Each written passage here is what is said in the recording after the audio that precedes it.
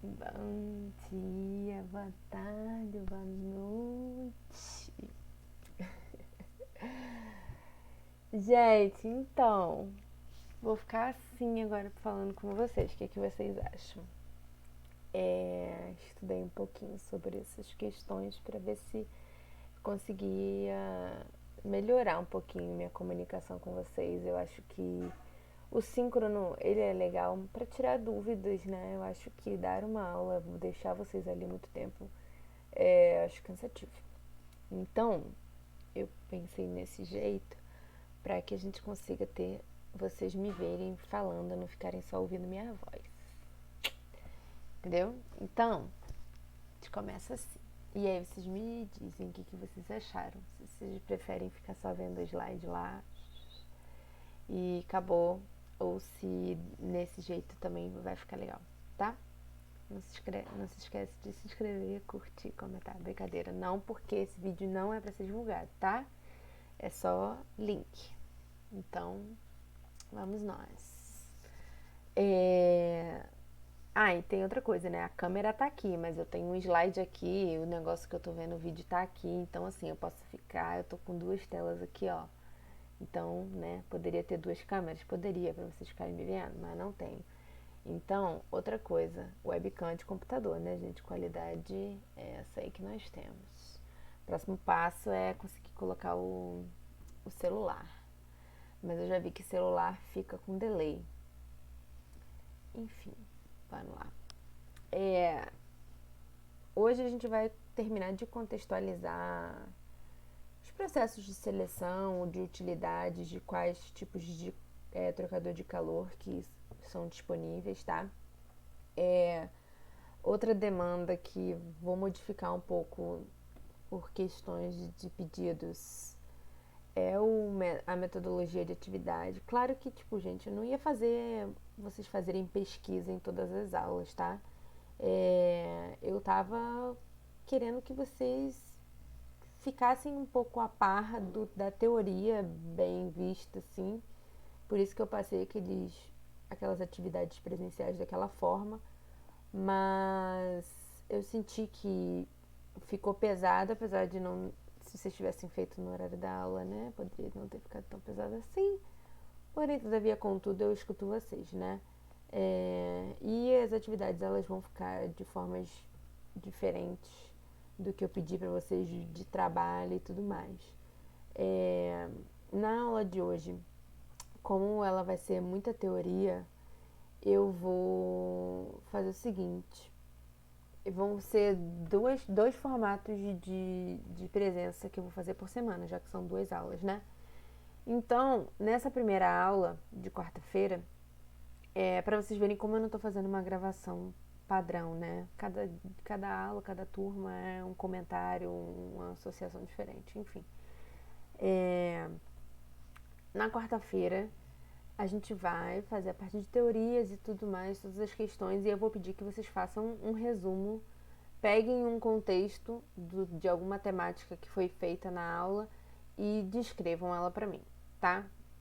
Vocês não vão gastar nem 15 minutos com isso. E na sexta, eu vou fazer um quiz, um formulário, igual foi feito no Labec 2, no Labec 1, quem não tá fazendo no Labec 1, eu fiz um formulário sobre questões aleatórias do tema da prática, tá? Então, esse formulário, ele vai vir com perguntas, questionamentos, ou se já tiver tido exercícios, né? Ou até questões para calcular, tá? Então, assim, vai a depender da semana. Então, na quarta vai ser uma questão mais textual, de informativos e tudo mais. E sexta-feira vai ser um formulário, tá? Da semana, não só da aula de sexta-feira, até porque a aula de sexta-feira vocês vão estar assistindo na sexta-feira. Então, vai ser um contexto geral, tá bom? Então, hoje a gente vai entrar nessa parte de finalizar as classificações, né, as seleções de trocadores de calor e que sexta-feira a gente já começa os assuntos mesmo, tá? Já como todo mundo aqui tá no PI, já de antemão já falei com vocês ontem, pedindo desculpa de não conseguir orientar todo mundo, mas Enfim, não vou ficar falando muito sobre isso não, porque já mandei aquele texto lá, já tá bom, né? Já fiquei chateada de não poder orientar todo mundo, então não vou ficar entrando muito nesse conceito, não. Dessa forma que vocês estão vendo, eu tô com minha apresentação nesse computador aqui. E o bom é que com a minha caneta, se eu precisar, cálculo alguma coisa, a gente faz a interação aqui. O que a gente pode testar fazendo esse método também é quando tiver aula de exercício, fazer o link no YouTube. Pode dar certo? Pode. O que difere do YouTube tem um delay bem grande. E aí eu ia ter que ficar acompanhando o papo de vocês, tipo, vocês falarem comigo pelo YouTube. Pode até ser que não tenha tanto delay, porque não vai ter chamada no Meet, né? Eu vou só mandar o link pra vocês do YouTube. A gente pode fazer esse teste, se vocês quiserem fazer esse teste. Bota lá no WhatsApp, não precisa botar um comentário aqui embaixo não. Me manda lá no WhatsApp depois, tá bom?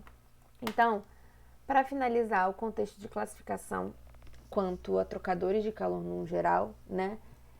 Existem 3 mecanismos de transferência, certo? Então, dentre esses 3 mecanismos, tem o trocador sem mudança de fase, o trocador com mudança de fase e o trocador com convecção e radiação, tá? Esses são os 3 mecanismos de transferência que são classificados para trocador de calor. Trocador sem mudança de fase, o nome já diz, né? Sem alteração das fases. Então, só com variação de temperatura.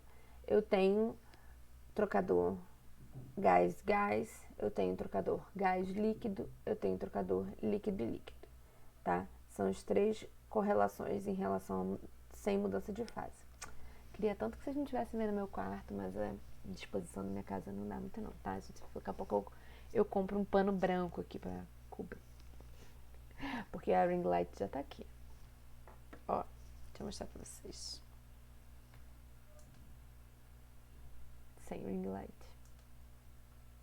Com ring light. Então, pelo menos isso aqui a gente já tem. Agora só falta o pano branco aqui pra vocês não ficarem vendo meu quarto. Trocador com mudança de fase. A gente tem 2 relações que podem ser ditas. A condensação de um vapor através de um líquido ou gás ou fluido em vaporização, ou vaporização de um líquido através de um líquido, gás ou fluido em condensação, tá? São as 2 formas de você ter trocadores com mudança de fase. E o trocador com convecção e radiação são fornos, né, caldeiras que venham aí com a transferência de calor por outros meios sem ser a troca térmica, né, direta. E aí a gente entra num processo de seleção. E isso eu acho muito importante para vocês terem, até para fazer as escolhas de vocês para o PI. Então isso vai ajudar vocês. Existem características, né, do serviço que o trocador vai fazer, que tem que ser executado e tem que ser analisado para a escolha do processo. Eu não sei como é que foi a aula de Danilo com vocês de PI. Ele ficou de passar para mim essa apresentação para a gente ver, mas não passou. Então, assim, eu acho, se eu não me engano, depois vocês podem confirmar para mim, que ele passou já temas, né, pré-determinados para vocês. Se ele passou os temas pré-determinados para vocês, vai ser legal vocês terem essa noção de seleção para pesquisarem os assuntos de vocês, né? Para pesquisarem, fazerem a revisão, analisarem qual processo que vocês vão escolher, aí a partir de qual processo, quais temáticas, conceitos vocês vão ter que analisar dentro do processo que vocês vão escolher, tá? Então, dentre as características para você selecionar um catalisador, ó, trocador de... Gente, tô com catalisador na cabeça. É porque eu tenho reunião daqui a pouco. O trocador de calor, vocês têm a carga térmica para ser analisada, a vazão do fluido que vai ser feito ou do gás, né? A temperatura de processo de interesse, a pressão do seu sistema e a composição das correntes. Depois de analisar essas condições, essas características, vocês têm condição de selecionar o trocador de calor mais adequado para você. Ah, Cris, mas a gente não tem que levar em conta o custo, essas coisas? o custo, ele é um aspecto importante, tá? Só que a gente tem que tomar cuidado por duas questões. A confiabilidade das suas situações, do seu processo, do seu estudo e, outra coisa, a manutenção do equipamento. São duas relações que muitas das vezes as pessoas não levam em consideração ao incluir o custo como uma seleção do seu material, do seu equipamento. Um outro aspecto também importante que deve ser considerado é a análise da experiência operacional em relação ao serviço, certo? Então, analisar para ver se todas as condições que a gente vai ter a partir de um tipo de trocador, ela vai ser viável ou não, tá? Então, num contexto geral, obviamente, depois a gente vai entrar mais nos cálculos e tudo. Num conceito geral, quando a gente trata de trocador de calor, casco e tubo, tá? Ele é um dos mais utilizados na indústria química, devido à versatilidade, à confiabilidade que ele dá e a robustez, né? O tamanho dele que pode ser readaptado. Aí eu coloquei, achei muito legal esse GIF. Infelizmente não achei GIF de todos os trocadores, mas tentei achar. Porém, todavia, contudo, eu deixei aqui um vídeo no YouTube que tem o processozinho dele. Não tem cálculo, nada não, só o funcionamento dele mesmo, tá? E a minha tristeza, né? O de casco tubo, eu não achei o GIF, né? Mas, pela magnitude dele, ele é adequado para processos pequenos, tá? E eu acho legal vocês, eu também dar Labec para vocês, porque tem esses equipamentos lá em Labec que vocês vão poder visualizar, né? Ver na prática todos esses trocadores, todos não. Tem casco e tubo, o de tubos concêntricos, aí tem as variações de raio, tem 2 tipos de tubo concêntricos lá, com 2 raios diferentes para vocês analisarem, né? A troca térmica dentre esses trocadores e o de placas. São os 3 tipos de trocadores que tem lá em Labec. Aí esse de placas ficou tão bonitinho. Os trocadores de placa, em geral, eles são uma alternativa mais barata do que casco e tubo. Só que tem a restrição em relação à temperatura e pressão de projeto, por conta da limitação, tá? Das plaquinhas lá. Então, usualmente, eles não são utilizados para correntes gasosas, que pode ter essa variação, né, de temperatura e pressão a depender do gás. E aí eu deixei também um link no YouTube para vocês verem um pouquinho sobre trocadores de placa. Outro tipo também, né, é o resfriador a ar, o air cooler. Aí eu coloquei. Eu achei esses GIFs, gente, a partir de processos que foram feitos em CFD, tá? E aí já vai uma dica para vocês, principalmente porque o PI de vocês não vão poder produzir, né, o trocador. Vocês vão projetar, fazer todas as partes de revisão. Eu não sei até onde que Danilo passou as etapas para vocês, mas muito desses processos de trocador de troca térmica, eles são analisados por CFD. E no CFD é legal que você consegue... Tá, minha seta vai para vocês? Vai. Que vocês conseguem analisar, visualizar o processo em si, como ele funciona, né? Em questão de corrente e tudo mais. Eu acho isso bem bacana. Ele pode substituir o resfriador do tipo casco e tubo, né? Eliminando a necessidade de água de resfriamento, tá? Porque aí você resfria através do ar, né? E agora uma outra classificação, não é classificação, né? É uma propriedade em relação a trocador de calor, são as utilidades, né? Que eu falei no início da aula passada. E as utilidades, elas são correntes auxiliares empregadas na indústria, certo? Então, deixa eu ver quanto tempo a gente já tá. Tem 15 minutos, tá bom. E devido ao ponto de vista em função de troca térmica, essas utilidades, esses auxílios, né, essas correntes, elas são classificadas como 2 utilidades, né? A utilidade quente, que aí você quer aquecer alguma coisa, né? Então você tem o vapor, o forno, o óleo térmico, o aquecimento térmico e as utilidades frias, a água de resfriamento, o air cooler, o sistema de refrigeração.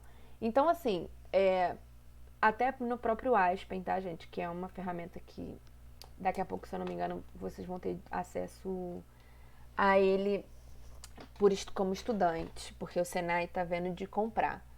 Mas tem como vocês, né? Posso falar muitas essas coisas não, mas se vocês têm um Maticad, me passaram um Maticad, né? Quem sou eu para falar que não existe o Aspen da mesma forma? Quando você trabalha no Aspen e aí você vê a simbologia de trocador de calor, a gente sempre pensa trocador de calor, na maioria das vezes, tá, gente? Como algo que para aquecer. E nunca, e na maioria das vezes não é, né? Na maioria das vezes a gente usa a troca térmica justamente para esfriar. Então, isso tudo vai depender da seletividade, da utilidade que você quer, como eu falei, né? A escolha do processo primeiro para você identificar se você quer um aquecedor ou você quer um resfriador e assim sucessivamente. Mas todos eles são classificados como trocadores de calor, né? Equipamentos térmicos, tá? Então, por exemplo, considerando a utilidade como um vapor de água, né? A gente tem o principal meio, né, de fornecimento de energia utilizando plantas de processo. E aí ele pode ser empregado de duas formas. Ele pode ser empregado como um vapor aquecido, certo? Que é para realizar trabalhos em turbinas, turbogeradores, nesses processos. Ou ele pode ser utilizado como um vapor saturado, que é só para processos de aquecimento mesmo, em trocador de calor, tá? Em planta, é comum a gente utilizar vapor em diferentes níveis de pressão, vapor de alta, média e baixa pressão. Vai depender do quê? Do seu processo, certo? E também a gente pode utilizar em uma série de outros serviços. E aí eu deixei os exemplos aqui para vocês. Eu não sei quais foram os processos que Danilo passou para vocês. Rapidinho, em sala ou em vídeo eu faria isso também, então eu não quero editar, gente, não vou botar corte, então eu vou beber água, que eu tô falando igual uma...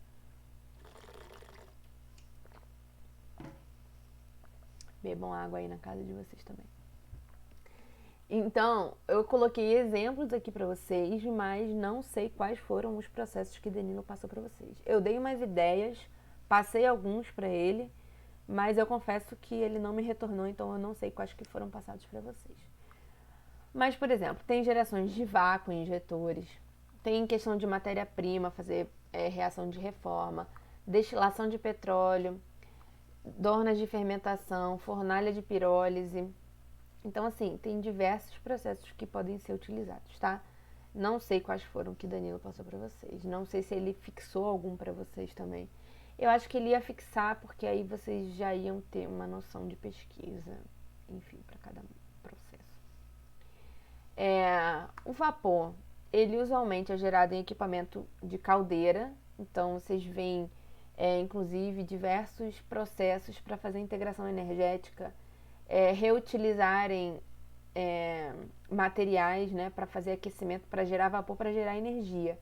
Então, assim, isso é muito bacana. Eles servem com queima de combustível empregada na própria vaporização da água. Alternativamente, o vapor também pode ser produzido através de recuperação de calor oriundo do processo. Acabei de falar. E eu nem tinha visto. Aí aqui eu coloquei um processo. O vapor é distribuído para os diversos equipamentos em uma planta através de um sistema de tubulações. Acionado a esse sistema, há também um outro conjunto de tubulações responsáveis pelo retorno do condensado. Obviamente, né? Ele tem que fechar um ciclo para gerar a energia para o seu sistema, para o seu processo. Pode ser feito de forma nova, energia nova, um vapor novo, ou reutilizado da própria planta. Fornalha tem muito disso, né? Coque, quando você usa coque em processo de siderurgia, você vai aquecer aquele coque para gerar mais energia. Enfim, gente, tem inúmeros processos que utilizam esse tipo de equipamento. Um forno, por exemplo, são equipamentos onde a corrente de processo são aquecidas diretamente através da queima de combustível, né? E, em geral, os fornos são utilizados quando é necessário temperaturas muito elevadas ou altas cargas térmicas, né? Inclusive, quando eu produzo o catalisador, a gente tem que usar um forno, porque tem temperaturas, né, de 1000 graus, 900 graus, a depender do catalisador que você vai produzir. Então, isso tem que ser levado em consideração. Outra utilidade quente é o óleo quente, né? Óleos térmicos são fluidos utilizados para a distribuição de energia. E eles podem ser utilizados como alternativa vantajosa em relação à utilização de vapor, né? Quando se considera elevadas temperaturas, principalmente pela reutilização, pelo fácil remoção e reutilização do material, né? A recuperação do óleo é muito mais fácil do que do vapor, né? Outra utilidade quente é o aquecimento elétrico. Devido ao maior custo, o aquecimento elétrico é utilizado de forma muito limitada em plantas de processo. Porque, né, se você vai aquecer com energia, você já tem aí outro gasto financeiro, né? Outro custo para você ter no seu processo. Então, são só quando outros tipos de processos, outras utilidades quentes não são viáveis para gerar o processo em um determinado local, né? Ou às vezes também quando você quer ter um controle maior da temperatura, né, do processo, enfim. Agora falando um pouquinho das utilidades frias, a gente tem a água de resfriamento, que é o principal meio, né, da gente remover calor numa planta de processo. E o sistema de água de resfriamento pode ser aberto, ou seja, não tendo a recirculação da água, ou fechado, né, tendo a recirculação da água, ou semi-aberto, que há uma recirculação onde o calor é rejeitado e para o ambiente através de uma torre de resfriamento. Lá no Senai, os nossos trocadores de calor, infelizmente, não há recirculação de água. Estou triste? Estou. Gostaria que tivesse? Gostaria. Tenho planos? Tenho. Telprax? Vocês podem ser, né? Os nossos trocadores lá, eles não estão com recirculação de água. Porém, todavia, contudo, nossos equipamentos de convecção, condução, eles têm um sistema... Convecção não, condução, só. É só o do lado de cá. Ele tem um sistema de recirculação. E por que não a gente fazer um sistema de recirculação igual ao de condução para os trocadores de calor, né? Telprax serve para a gente, né, fazer isso de uma forma mais econômica. Então, tá aí uma ideia para vocês. Já dei essa ideia para Danilo e aí é isso aí. Outra forma de utilidade fria é o air cooler, né? Que é um resfriador, são trocadores de calor que resfriam correntes através do ar, né? Como o nome já diz. E pode ser uma alternativa em relação a não utilizar a água de resfriamento. Porém, tem a restrição do fornecimento de água de áreas industriais e também do tempo do processo que vai levar para fazer um resfriamento. Então, isso tudo também tem que ser levado em consideração, tá? Quando é necessário resfriar uma corrente de um processo a uma temperatura inferior àquela alcançada através de uma água, torna-se necessário utilizar o sistema de refrigeração, tá? Nesse tipo de sistema, através de um ciclo, é possível alcançar baixas temperaturas, embora a necessidade de um consumo de energia elétrica. Foi o que eu falei. Quando a gente usa o air cooler, tem a dificuldade de você diminuir rápido a temperatura, como se você diminuiria utilizando uma água de refrigeração. Então, se a gente quer ter um resfriamento eficiente a nível da água, tem que usar um refrigerador. Então, se aí você tem que usar um refrigerador, você também vai usar energia elétrica, então você tem que ter a compensação ali para verificar o que é o melhor para o seu processo, né? E aí é isso. Gente, que legal, eu não boto o slide último para vocês para finalizar, porque aí eu já sei que vai acabar. Olha que legal. Então, gente, vocês perceberam que a aula de hoje ela foi extremamente teórica, não teria como fazer uma aula de exercício para vocês. E outra também, aí é onde eu acho que não vale ficar fazendo um síncrono se são teorias. Vocês podem tirar dúvidas sobre teoria, obviamente, comigo todo tempo, todo momento, né? E eu deixo para vocês como atividade vocês descreverem algum questionamento, algum resumo sobre a aula de hoje. Que eu sei que pessoas já estão fazendo um resumo, então às vezes você pegar um tópico e descrever ele um pouquinho mais, vai ser mais fácil para vocês fazerem a atividade. E outra coisa muito importante, como essa atividade ela é mais rápida, mais direta, vocês têm que entregar ela. Eu não vou deixar até domingo, eu vou deixar até a aula que vem, então é até sexta-feira, tá? E o formulário de perguntas e tudo mais, ele fica até sábado. Então, essa coisa de deixar até domingo também não tem necessidade. Inclusive, esse formulário eu gostaria de deixar até pro horário da aula, ou um pouquinho mais até de noite, na própria sexta-feira, porque eu quero que vocês tentem fazer o formulário sozinhos. Se eu deixo muito tempo, vocês ficam aí numa conversa direta, né? Numa conversa aí entre colegas. Sei que não é todo mundo, tá, gente? Eu falo isso brincando, eu sei que não é todo mundo que faz isso, mas eu sei que tem. E é isso. Até sexta. Espero ter colocado essa aula de manhã, porque foi outro pedido que vocês me fizeram para eu colocar de manhã para vocês terem mais tempo. Teria mais tempo não, porque tem gente que está estudando de manhã, enfim, cada um com seus ajustes aí na sua casa. E no mais é isso. Me deem um feedback se vocês gostaram de ter essa aula um pouquinho mais olhando pra minha cara, por mais que eu fique meio assim, ó. Pelo menos vocês me veem, né? E é isso. Até a próxima aula. Até sexta. Ou até o WhatsApp, quando vocês quiserem me mandar mensagem. Tchau!